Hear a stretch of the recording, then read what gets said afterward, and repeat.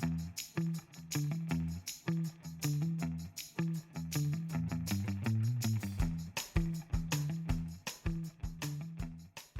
guys, and welcome to today's video where I wanted to talk you through how to safely install overhead heating in your Reptiles tank, as well as some tips when using UV alongside it.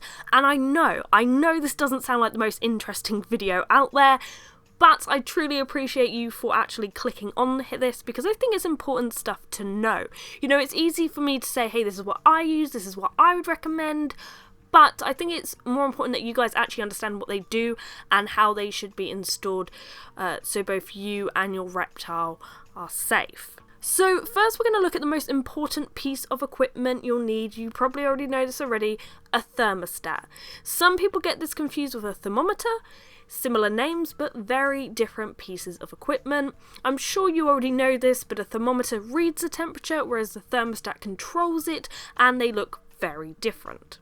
We also need to make sure that you're using the appropriate thermostat.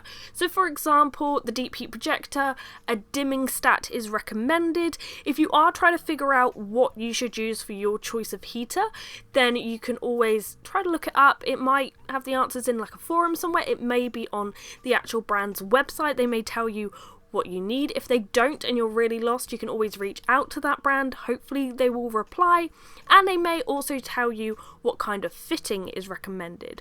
So sometimes a heater might be better in a wire clamp lamp, whereas some may do better with a reflector. Now, I will get into installing the actual thermostat later on in this video, but I did quickly want to look at the lamp of your choice and whether it is a right fit for your tank. So basically what I mean by this is, assuming you already set something up in your Reptiles tank, an area that will be classed as the warm side where you'll be putting this lamp, you want to know what the distance will be between the lamp and the animal at basking.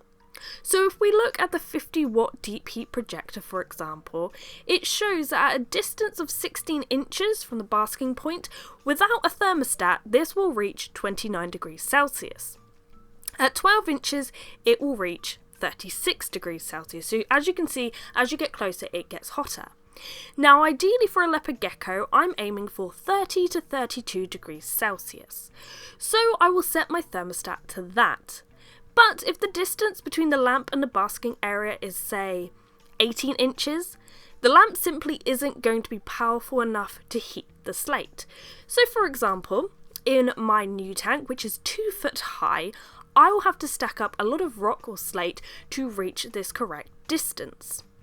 Another thing to consider is that if you're using UV alongside this, you also have to work out what distance that needs to be away from the animal. So let's take, for example, a problem I'm facing with my new Leopard Gecko tank. So basically, I was struggling to reach the temperature I needed with just a 50-watt deep heat projector. I'm using a shade dweller that ideally needs to be 10 to 12 inches away from the gecko at basking to reach the ideal UV index for a leopard gecko. Now, instead of building up this area so that the deep heat projector and UV are about 12 inches away from the gecko, I could have just said, you know what, I don't want this hide to be this tall, I don't want to stack all this rock, let's just get a more powerful deep heat projector. The one up from the 50 watt, you know, it doesn't have to be as close to the gecko to reach the ideal temperature they need. However, the problem with this is if I did this, the gecko was now, say, 16 inches away from the deep heat projector. The shade dweller that I'm using, as I said, only creates the ideal UV index at about 12 inches away from the basking point, okay? So in order to get sufficient exposure, the gecko would have to move itself about 4 inches closer to the UV. So in turn, it's moving 4 inches closer to the heater, risking getting overheated. Do you see what I mean? So under that 12-inch mark, the UV index is around 0. So even if the heat is ideal there, the gecko's not getting the exposure it needs. So it would try to move closer to get what it needs. You may see this with bearded dragons, for example, when they gape. Bearded dragons often open their mouth to control their temperature, and I see this a lot, particularly in shops. And usually this occurs because the heat lamp and UV are not at the correct distances. So at one distance, the heat is ideal, but the UV may be too weak. So the bearded dragon will have to move closer to the UV, therefore it gets too hot, and then it gapes. So how do we solve this problem? How do we ensure everything is set up correctly? There are two main ways you can do this.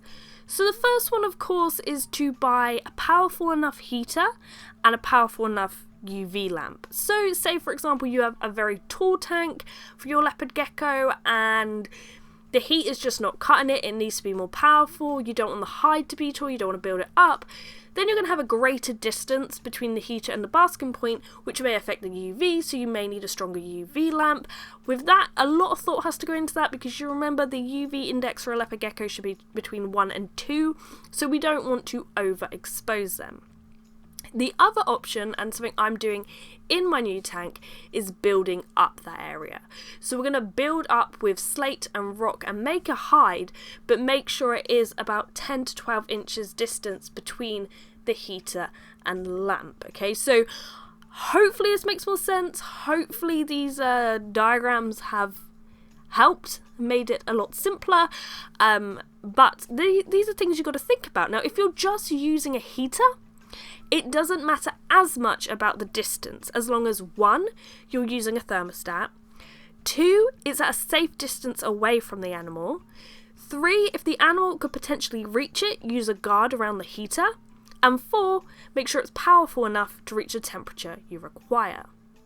In terms of installing the thermostat, you'll be glad to know this is a lot simpler. Thermostats tend to come with 3 leads, one with a probe on the end of it, one with a plug socket on the end of it, and one with a plug. Yours may look different. This is a UK plug. Sometimes it throws people, but this is what you tend to get. Now, we want to take the probe and put it in the tank. Usually in my tanks I do actually have to drill a hole to put this probe in. Some tanks have the ability to install the probe from above. It will vary depending on what tank you use.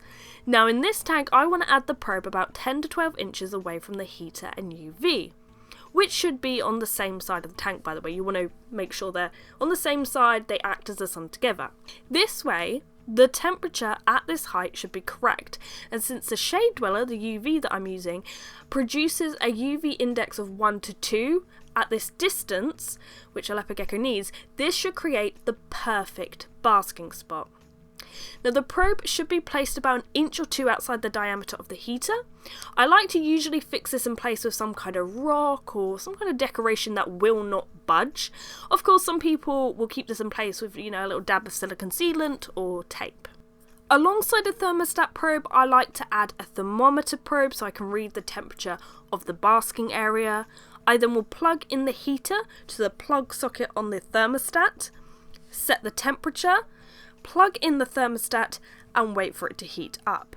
Personally, I prefer to do this when there isn't an animal in the tank, just in case for whatever reason the thermostat or heater isn't working correctly. Now once everything is heated, correctly installed, measurements have been made and you're happy, you can add in your reptile. Now as I said, I hope this hasn't confused you. I really hope the diagrams helped. I hope this hasn't put you off using overhead heating or UV. It's very tempting sometimes not to do these videos because I think, I'm going to overcomplicate things and put people off. But actually, at the end of the day, I'd rather confuse a few people but also educate the majority and make sure the reptiles are safe. That's the main point of this. So I hope this has helped. If you are ever confused about whatever bulb you're using, go on the brand you're using's website. If they're a decent brand, they should have details about the lamp, the distance it needs to be, and what can work with it. So anyway, I hope you've enjoyed today's video. For more reptile content, make sure you are subscribed. But thank you for watching, guys, and goodbye.